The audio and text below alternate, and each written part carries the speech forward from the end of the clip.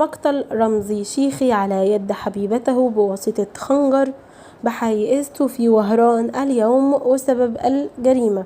السلام عليكم ورحمة الله وبركاته. قبل ما نبدأ الفيديو، قبل ما نقول أي تفاصيل، يا ريت تدعمونا بلايك، كومنت، اشتركوا في القناة، فعلوا زر الجرس عشان يوصلكوا كل ما هو ترند.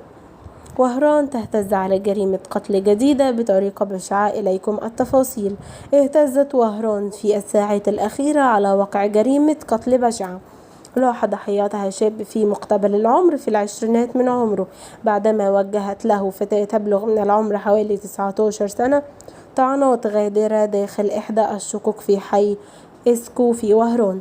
الشاب المذكور يدعى رمزي شيخي، وكان على علاقة عاطفية مع الجانية التي تحدثت بعض الأخبار أنها خطيبته. وحول أسباب الجريمة تحدثت بعض المصادر على أنه راجع لخلاف بين الطرفين حول مستقبل علاقتهما، وتطور إلى اشتباك بالأيدي، لكن سرعان ما فاجأت الضحية بطعنات غادرة فسقط أرضا. الجريمة البشعة استنفذت السلطات الأمنية التي عملت على اعتقال الفتاة وفتحت معها بحث قضائي لتحديد ظروف وملابسات ارتكابها الجريمة.